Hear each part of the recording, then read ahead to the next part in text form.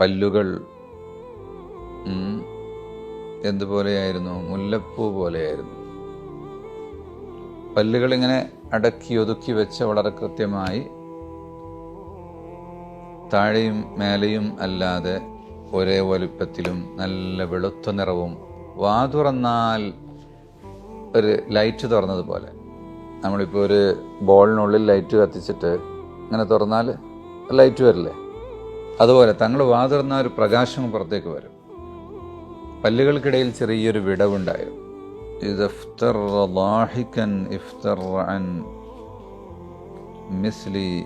സനൽ ബർഖി എന്നാണ്. സനൽ ബർക്ക്, മിന്നൽ പിണർ പോലെ ആ പ്രകാശം വരുന്നത് പോലെ പ്രകാശിക്കുമായിരുന്നു. അല്ലെങ്കിൽ മേടപ്രാവിൻ്റെ അടയിൽ മുട്ട വെച്ചതുപോലെ ചിറക് പൊക്കുമ്പോൾ ആ വെളുത്ത മുട്ടകൾ ഇങ്ങോട്ട് കാണൂലേ, അപ്പോൾ ഒരു തുറക്കുമ്പോൾ ആ പല്ലിൻ്റെ പ്രകാശവും വെളിച്ചവും കാണുമായിരുന്നു എന്നുള്ളതാണ് ആ ഉദ്ദേശിച്ചത്.